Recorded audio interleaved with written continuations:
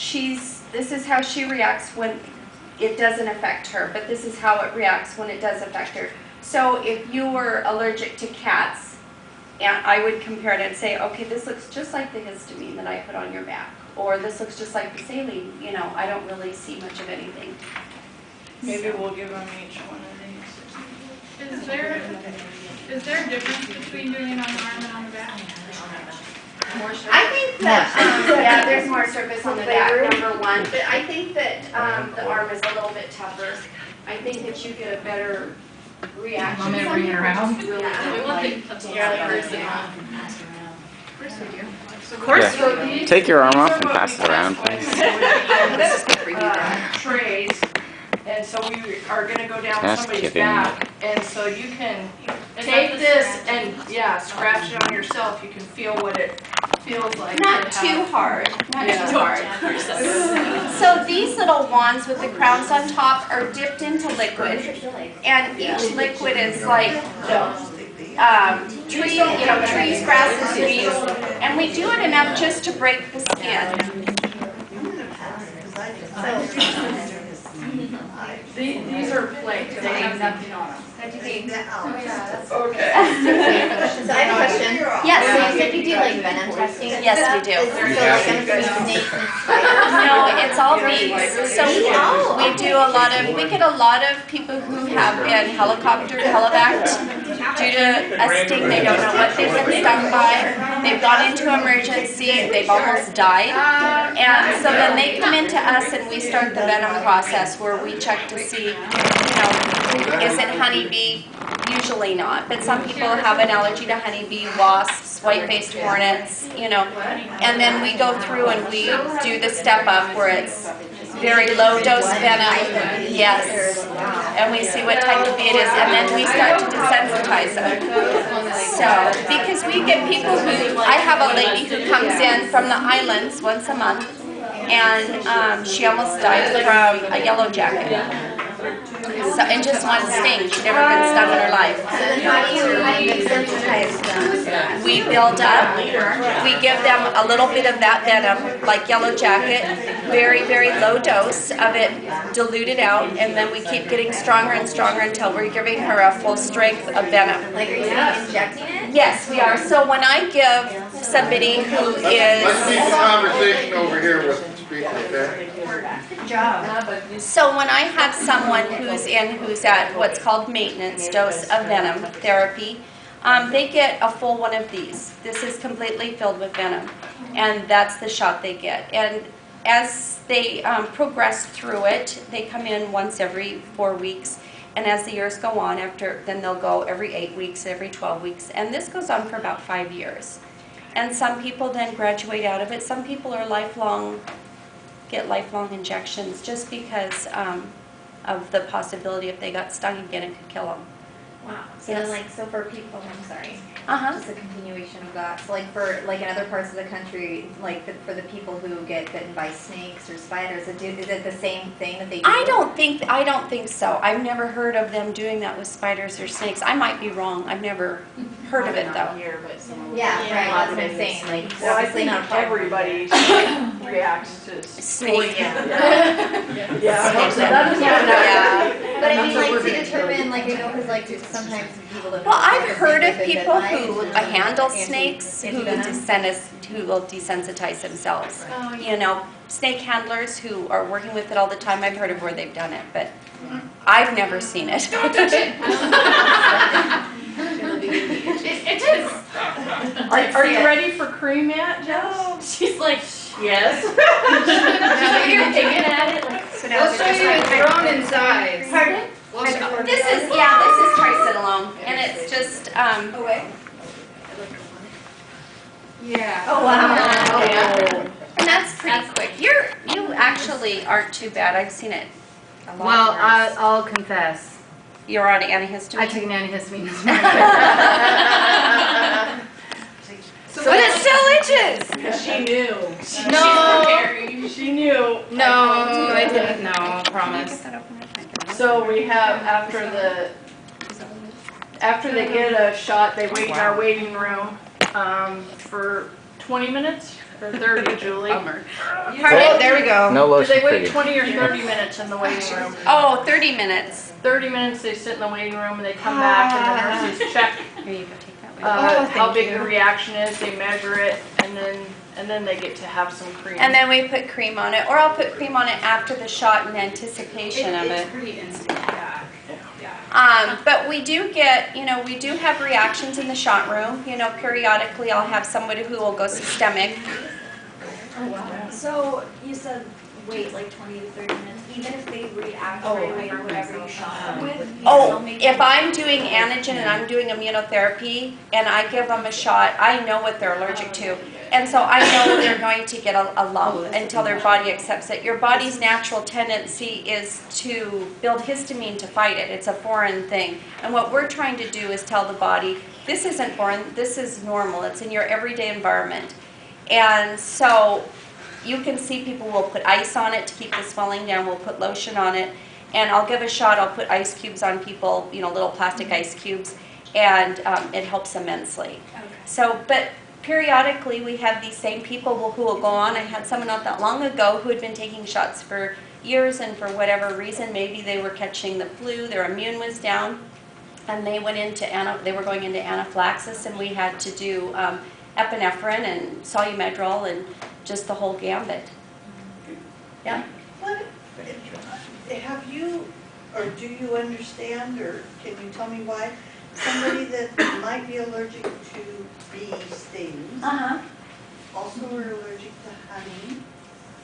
Some people will try to use honey to desensitize themselves, and I've heard of that where they'll get local honey. I don't think I don't really have an answer for you. Okay. I can only give you my opinion. And I think that if you're allergic to bees in general, that I mean, to make honey, it's not like they're using their venom, but they are doing but they're that spitting. Yeah, they're spitting. So I'm just, to make the honey, and then if you eat something with honey in it, you might have I think a moderate reaction as opposed I would think, I've never heard of anyone having a big reaction over honey. I would think that if it was used for sweetening in baking, it would be baked, a lot of it would be baked out. But I don't know, have you had a reaction due to honey? No, but my son's godmother, who is a paramedic, She has, she has a eats full on, bread yeah, with honey in it, and welts up. yeah. Yeah, she's probably a really good candidate for immunotherapy. That's kind of scary. Yeah. But why, I don't know. Okay. I really don't. Yeah. Any other questions? Is there a genetic component to allergies? Most definitely. You see a lot of families, either the dad or the mom, and that's one of the questions on our intro notes. We'll ask, a history. Does your parents or, your grandparents, your aunts and uncles, siblings, does anyone have a history of asthma or allergies? And a lot of times you'll see one parent without and one parent with, and they just happen to get that genetic trait from their dad or mom. Yeah. So, and maybe this is obvious, I just don't know. So what about allergies that come on like later in life? That's like for me, common. like seasonal allergies, never had them, and then just in the past few years it's gotten progressively Kind worse. of inundated with them, right? Yeah. And we now have something too, and that's very common. We now have something too that we started within the past 2 years called grass tech. And it's Called what? grass tech. It's for people who just have grass allergies. And they can take these sublingually. They come into our office, and instead of having the injections, if they have like tree allergies and other things, it doesn't work for them. But if it's just a grass allergy, this is something that we'll give them, and they can take it at home, so they don't have to come in once a week. So do you do a scratch test on them to determine what they're To determine what they're allergic to, and then we'll progress from there. Have you read about case studies that antibiotics are making more people allergic to things later in life? I have not, but that's interesting. I know that we test antibiotics. Oh, So. Consistently, the pollens are going up every year with the changes Yeah. in weather and climate change. So every year they're like, this year's worse than last year. Well, if you actually look at all the data, every year is worse than last year. So, but also, I mean, it's really just your body identifying a protein and saying that's a foreign invader Yeah. or it's normal and not doing anything about it. So at any point in your life, you can develop that reaction where your body misidentifies the protein. Yeah. So in the allergy clinic, they will test for a lot of different things other than that. I have trays upon trays. Yeah, Oh. but they also test for alcohol and marijuana. And marijuana. We get a, They do yeah, yeah, we get a lot of marijuana now. A lot of people are allergic to it. Good for them. So when I'll come into clinic and I'll be like, so there's a skunk here today, and Yeah. and they just goes, why don't you tell them how you test for marijuana? So we'll take whatever it is they're smoking, and well, there's so many different kinds out there, Yeah. and so we'll take whatever it is that they feel maybe they've had a reaction to, and we've got a mull, and we mull it down, and we make a 50-50 solution out of it, and we start testing. We'll scratch test them and see what's going on, and we found quite a few who are very allergic to it, and they didn't realize it, and they were wondering why they were so sick because they've been smoking it for years. And it's just gotten progressively worse. Same with alcohol. We'll have wine. We've got wine in our fridge. Yeah. Where we'll be testing. Yeah. Are you tired? Pardon? Yeah. But that has sulfites in it too, is it fine? Yeah. It just depends because they'll come in with a complaint of, you know, like, I just don't know what's going on. I'm drinking this, and she will say, the doctor will say, bring back the wine that you felt might be the culprit, and we'll test you for it here. And so we'll do that. Yeah, and besides sulfates, I would wonder with some of those products that are distilled, like Yeah. any of the alcohols or spirits, then Yeah. there's all the different containers, so it could be oak Yeah. or It could be the cork that's doing it. Really? Yeah. may not be the same. So I react to apples. And Apples? I've tested negative for apples, but I will tell you, every time I have an apple, You get an oral feeling of like. and my eyes blow up, like really bad, they just itch and they look gross. It's probably the pollens in the apple, you know, and, you know, a blood test would probably, did they do a blood test on you? Just a skin test. Just a skin test. But that was before I narrowed it down to apples. Yeah. I need to go back. You need to come back in. And there's a difference between an intolerance and an And it, yeah. and an allergy. Mhm. Lots of people have intolerances to food, Mhm. but you're not gonna die from it. Right. Yeah. Just my eyes, the whites get all swollen and they look like jelly, and it's kind of gross looking when you look at me. I don't think I've ever seen that. I'd like to Oh, see it's- that. It goes down so fast, I can't get in. Yeah. I mean, I have to eat, if I ate an apple, you'd see it. You would see it, yeah. And so does the thought of eating an apple, does it appeal to you, or does Oh, it I kind of love make you? apples, You and love I apples, but eat you one just apple can't. every We got one here, you can take a bite of it. Let's see what And I thought it happens. was the stuff the wax on them and stuff, and I just tried. To eat organic apples and I take tried the peel slices off. from somebody's tree, Uh-huh. and I didn't react, so she gave me a whole bag of them, and then I ate a whole one, and then I really reacted. Then you really reacted. That'd be something I think I would, you know, if you're wanting to pursue that, I would see an allergist over it. So you don't want it to go any further than that. You know, do you have any oral allergies? Do you feel like you've got like Oh. itchy roof of your mouth and stuff? My mouth itches, my ears itch, and my eyes itch. Yeah, that sounds pretty, pretty substantial. You don't want it to go further. Some people can go along and they go, oh, you know what, I get stuffed up because of this. I drink beer, I have hops, and I get stuffed up from it. And then sometime they'll drink it and they have a full-on reaction. They end up in the emergency room. So, yep. Can you speak to gluten allergy? Do you guys test for that, or how do you We test do for that? test for that, and it's a blood test that we do. We don't do any skin testing for that. So, yes. Do you do a skin test or a blood test for like antibiotics?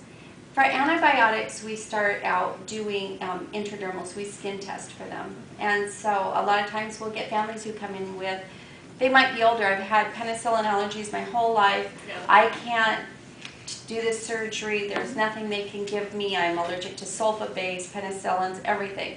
And so then we'll go, well, let's try to see what you're really allergic to and narrow it down so that they have options. Yeah, because that's exactly what mine is penicillin. Yeah, and so then they'll be set up for a penicillin challenge, and we will go through and, you know, look to see, are you really reactive? And I would say quite often, you know, people aren't. To grow out of it. Yeah. I don't necessarily know that they grow out of it. I just think that there is a fear that somewhere in their history they think they have a penicillin allergy, and then, but I have had people who are, and it's like, well, you're going to avoid this one. And so we have 3 we test for. We do a pre-pen and a pen-G and ampicillin, you know. And then usually out of those, we can find one that they can use. So, Good to know. yeah. I find that I'd be happy to when we're do that for doing you. I would actually like to have my doctor. health histories on patients on intake, Right. there's a lot of patients out there that self-diagnose. Oh. Oh, I have this allergy, I have that allergy. Well, how do you know you have that allergy? And they say, well, my mother told me when I was at 3 years old, oh, really? Right. You work occupational health, and yeah, you're going to see that a lot everywhere. Yeah. So, any more questions? Are you willing to tell your personal California story? Oh my gosh, yeah. So, this is what happened to me. I was out with a coworker years ago, and we decided to go to Fairhaven and have a beer, and I ate shrimp, and I kind of had a headache on the way over there, and I took an ibuprofen and didn't think anything of it. And then I ate some Chinese food I ate some shrimp in the Thai restaurant over there, and I went home when I was done and I mowed the yard, and all of a sudden I started itching really bad everywhere, and I went in and I went, oh. And I took Benadryl and took quite a few Benadryl, and it reversed itself. And so then, it was bad. And so then I went in and I saw Marianne Scott, who is an allergist here. She's no longer practicing here, but she was an allergist at the time. And they tested me, and I came up very low, like it was real unsure on my blood work. And so I said, I'm going to do, and at that time, I was doing occupational nursing out of the refinery. And I said, I'm just going to test myself. I have epinephrine here. I'll punch myself in the leg. Just because I grew up on shrimp and crab and, you know, living here. And so I did the challenge, and it was negative. You know, there was never an issue. So here we are, fast forward, this past May, my daughter bought me tickets to go down to Hollywood to see Above and Beyond. And so I, okay, great. So we went down, and I said right before, I said we need to eat something. So we went into a Chinese theater, and I ate shrimp. And I'd had a headache before that, and I took an ibuprofen, and then I ran up the hill, and I was running up the hill because she wanted to hurry and get back, and I was running up the hill to our hotel, and I could feel my lips getting bigger and bigger, and she goes, I've got to take a shower, and I go, I think there's something wrong with me. And she was like, no, we came all the way down here, like I can't help it. And I didn't want to do it, and I didn't have anything. I was dumping my purse out looking for antihistamine, any sort of Pepsid, anything. And I knew exactly what to do, so I called 911, and they came, and I said, I need epinephrine, and they looked at me, and they're like, at this point I couldn't talk, I was like, and my tongue was all swollen up, my lips were swollen, and so I told her, I said, go to the concert, I'm going to go to the hospital, and if I can get out, I'll meet you there. And so I went in, and I said, I need Pepsid and Solumedrol. And they gave it to me, and it reversed it, and they let me go. I didn't think I'd ever get out that night because I had someone in the bed next to me who couldn't feel her baby move, and the person over here was having heart issues, and I thought, I'm so low on the totem pole, they'll never get to me. But they did, and I was able to leave and go. But yeah, that was... She couldn't even talk. She was writing them a note about what she wanted. I know, I was. And she told them, and they... I know. And they said, well, yeah, how do you know what you need? I'm like, yes, I go, I had 0.3 of epinephrine, you could probably give me 0.2 more. And I said, could I please have Solumedrol and some Pepsid IV? And they did, and it reversed it. But, I mean, it's like what we give in there if it's bad, and I knew it was getting bad. And I'm going to need to see some pictures. Pardon? So I'm going to need to see some pictures. I think I do have a picture. Put it up here. Let's see if I can't find it. It was bad. So was it the shrimp or was it something It was else in the the? shrimp. It was. But it was the combination of exercise, ibuprofen, and the shrimp. And then I turned around and I went down, I just graduated from RN school, and I went down, took my state boards, and I had the massive headache. It was like the longest test of my life. And I got done, I went to my sister's house, and I said, I'm starving. And she goes, let's just walk down to the waterfront and enjoy the day. And it's like, I've got such a headache. And I took an ibuprofen. And I said, I can't eat shrimp, I just eat your noodles. And it had shrimp in it. And I walked down there and it started happening again. But I was at a pharmacy, so I grabbed something. So, yeah, it was bad. Slow learner, huh? Yeah. I was so tired, I just didn't even think about it, you know. Yeah. So, I'll see if I can't find that picture for you. I look pretty awful.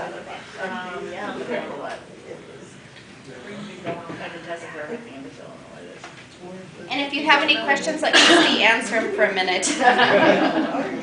Do you guys have any other questions? I say you scratch test them.